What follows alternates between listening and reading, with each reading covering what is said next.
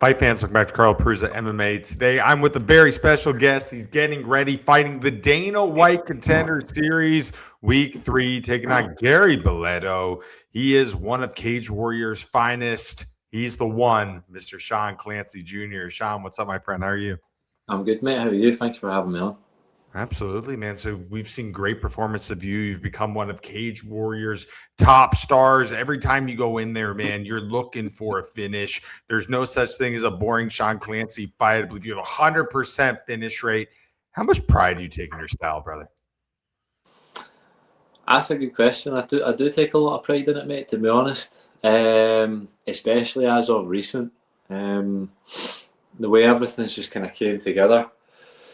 I couldn't be happier with it. I like being exciting and fun to watch. I like being able to watch myself. Uh, I like being able to watch myself as long as I think I'm aesthetic and stuff like that. That's really all that matters. Of course, the performance and like how well I do is number one, but you like to be able to look good too. Absolutely. You know, for you, fighting's been ingrained in the family. Obviously, your dad training before. What's it like having that relationship with this kind of being like a family business for you guys? Yeah, it's cool. I mean, you've got like however many built-in training partners and stuff like that. So like you're never without someone to help you, which is obviously really good. My dad, he's very knowledgeable in his own right, so he gave me a really good base to set me off, and then obviously I ended up going to higher level and stuff like that. So yeah, no, it's been invaluable. Obviously, I grew up with my brother Logan. We're literally the same age sometimes. Like he's 11 months younger than me, so we're literally like we've always been we've always had each other and stuff like that. We've always just been like fucking about, fighting, training, just wrestling and stuff. So I've never not done it. Absolutely. You know, so many people are watching this sport in this day and age, and I feel like people get caught up in the patties and the McGregors. They see the fame, the fortune, the glory, the girls. When you're battling on the regional C man, you're not making Conor McGregor money. You're staying up late. You're waking up early. It's hard to have a family, hard to have a relationship. You put all of your eggs in this basket, try to get the big show. You've been doing this for a while, man. You've been very successful. What made you want to keep going? Do you know that's funny? You actually asked me that question because I've been thinking. I feel like I had like a pure epiphany recently with it because it's always something I've really wondered myself. Like I don't know, like a lot of people have their reasonings and stuff like that behind why they fight and stuff like that, whether it's like money, fame, etc., etc. But none of those things have really appealed to me a major amount, and I have no idea why. Well, I've had no idea and to this day. I still really don't have much of an idea as to why I keep doing it. It's just the only way I can describe it is like it's like why do you have like breakfast? Like you just do. It's just something you've always done all your life. So I couldn't really imagine myself not doing this. But yeah, growing up, it was one of the only like real like consistence I had. I had a great upbringing and stuff like that, but it was quite hectic at times and stuff like that, and there was a lot of uncertainties and a lot of like madness going on.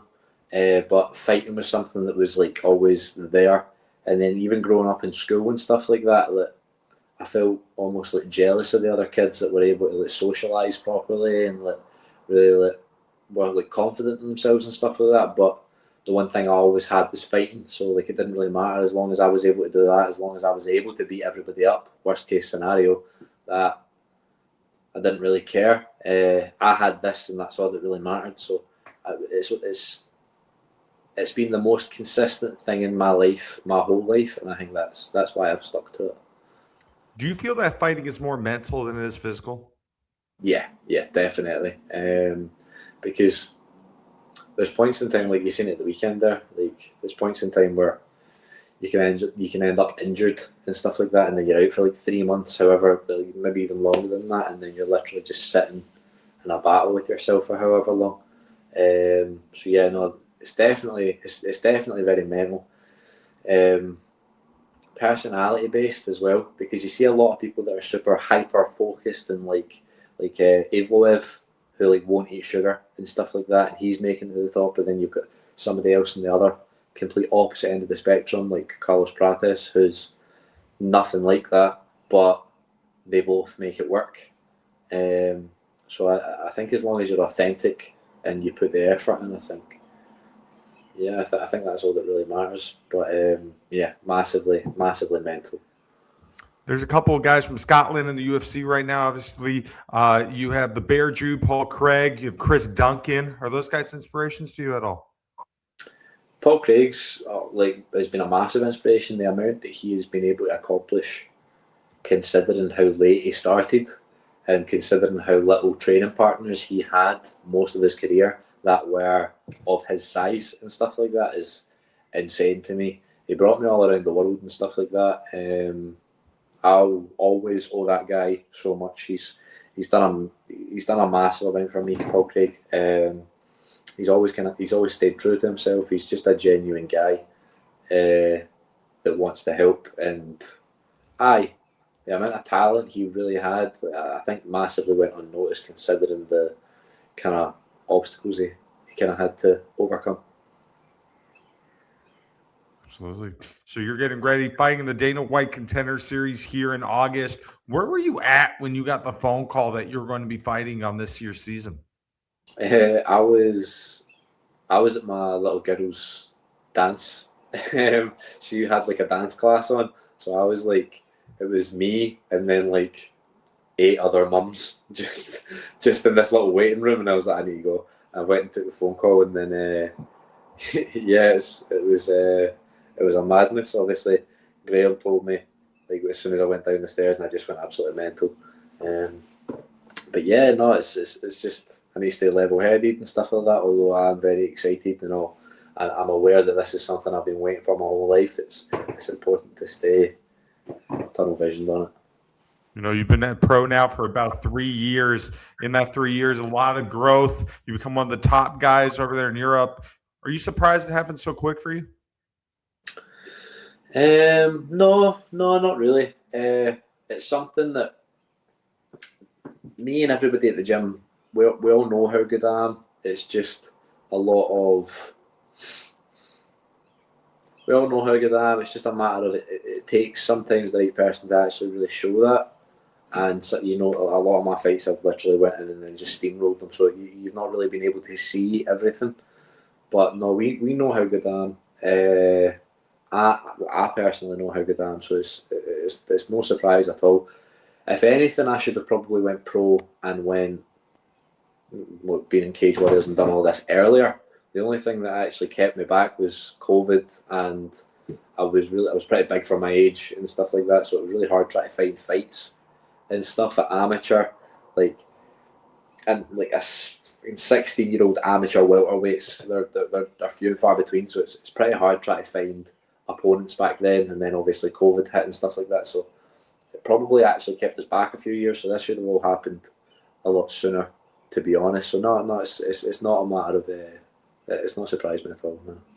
So you're taking out Gary Balletto Jr. overall. What do you think of him as an opponent? He seems quite well rounded. Obviously he's like a second generation fighter. His dad obviously boxed and stuff like that. I've seen that. I've seen some of his interviews and stuff like that. He seems like a nice guy. Seems like we'd probably be mates. Seems a bit goofy, but nah, he seems okay. We've not seen too much of his grappling and stuff like that, so we need to assume that he's brilliant there. That's the only way to really take that if we can't see too much of it. So no, we need to assume that that's a danger. He's got good hands, not got much variety or anything like that. And if he tries to whip out some variety, then class, because it's not very characteristic of him. So he just ends up putting himself in a stupid scenario. But yeah, I think honestly he's a pretty perfect phenotype for me. You know, the Contender Series is one of the most unique shows. There's no walkout music. You literally open the door, you walk to the cage, you fight. No one's calling your name. Hardly anyone's in the building. You like that type of atmosphere? When I walk out, generally, it's almost like I hear like white noise anyway. So I'm kind of like in my own head in a weird kind of way. So I don't imagine it would play much of a factor. I've fought in an equestrian centre in the middle of a mud field in a cage once, like during COVID when there was no one around, Do you know what I mean? I'm sound. I've also been at the Apex when Paul Craig fought Brendan Allen and stuff like that. So I'm used to the environment. I've seen all of these things, so it's nothing new to me. You know, the Contender Series is a show where they say every single season they want guys to go out there. They want guys to really show that they want to be in the UFC. They don't want guys grinding out decisions.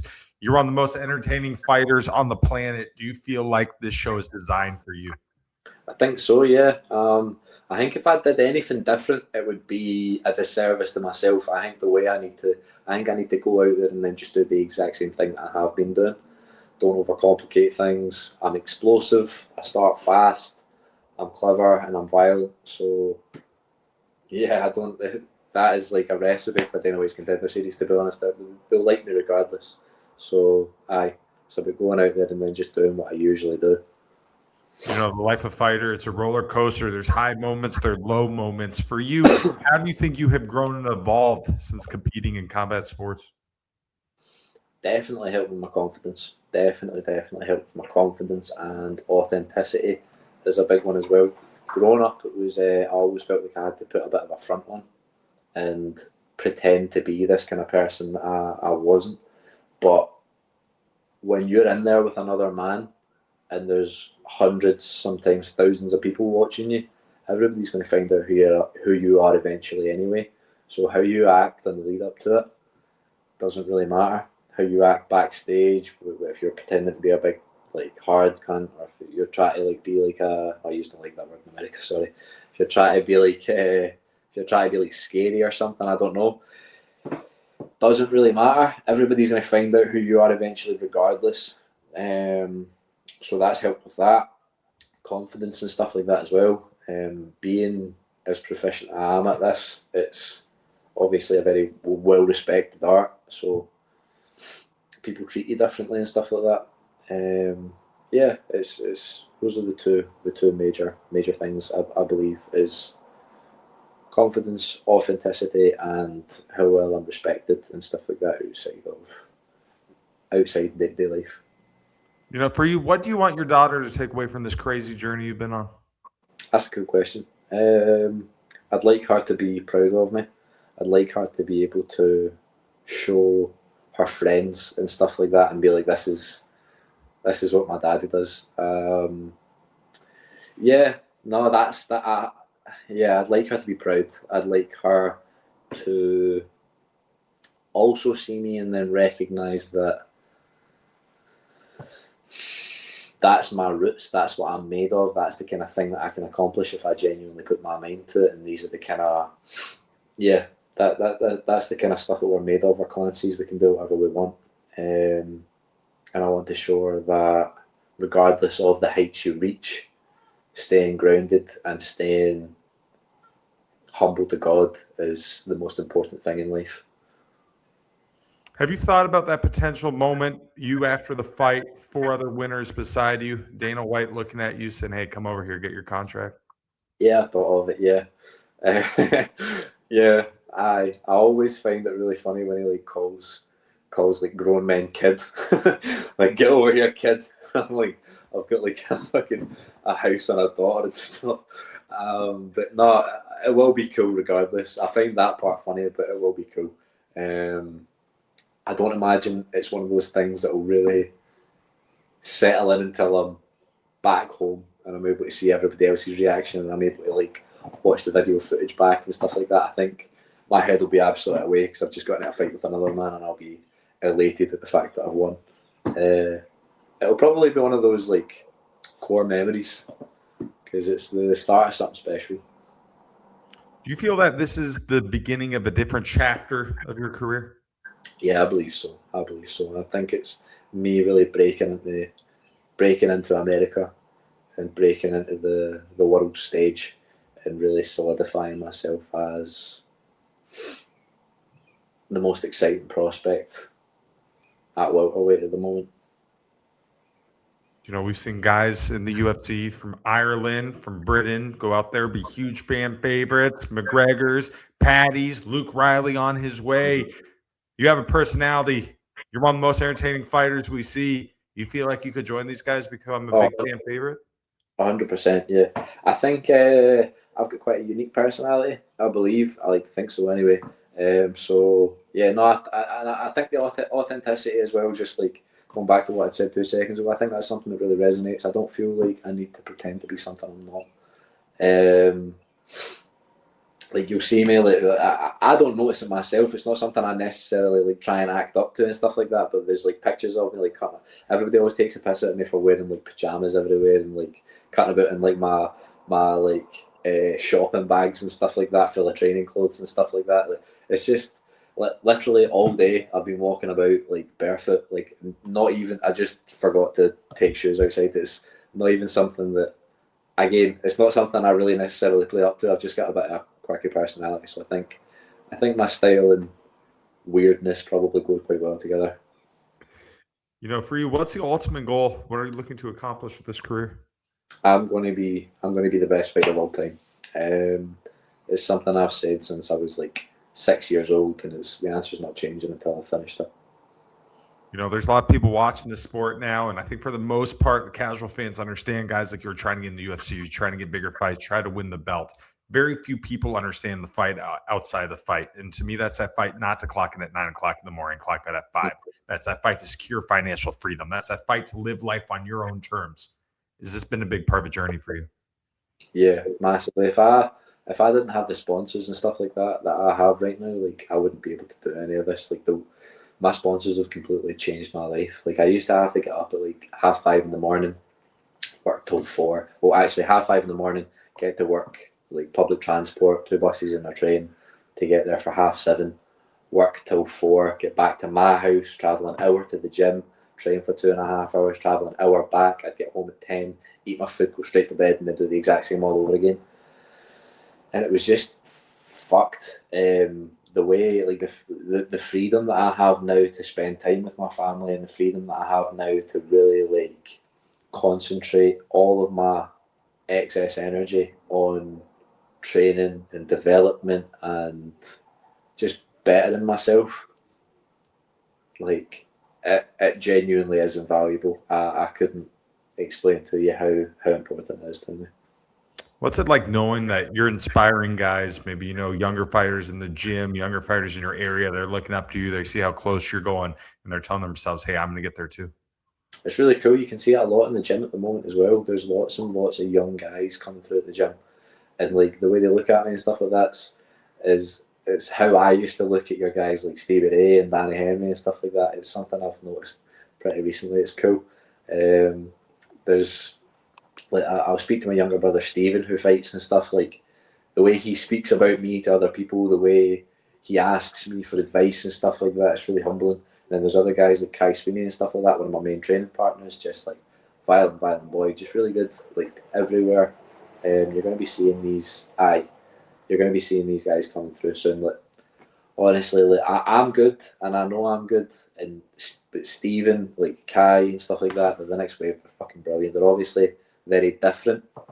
Stephen's so cerebral and so like technically gifted, and just has such an attention to detail that like I've never really seen before. And Kai's just like not fills out and stuff like that. Do you know what I mean? So they're both only like 18, 19.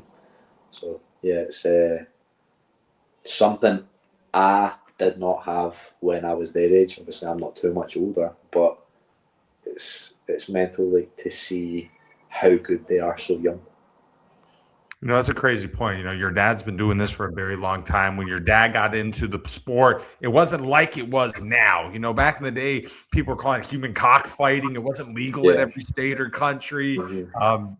Is it crazy for you to be able to see how the journey your dad's been on, what he had to do now to see what you guys and your brothers have in this day and age? Yeah, my dad was very talented, very, very talented, and he did have fights and stuff like that. He had kids very young, and he also didn't have the backing that I had in regards to helping me with fighting. And as well, I don't think he really ever I don't think he ever really knew what it took to get to the highest level as well. Like as in like he didn't. My dad was a wild boy. Like he just I think he was more just mental than anything. So I don't think he had the tunnel vision or the attention to detail that I have really, but his attention to detail to us and me and my brothers and stuff like that, like it was second to none. Who's going to be in the corner? Is it going to be your dad and your brothers? It's going to be my coach James Dillon, and it's going to be my brother Stephen Clancy, Stephen Clancy. Absolutely. You know, Stephen, 8-0 on the amateur scene right now, looking to hopefully turn pro soon. Obviously, a huge name there in that Scotland area. Is the sky the limit for him? Phenomenal. Very, very, very good. Very, like, just so technical and like just so much artillery.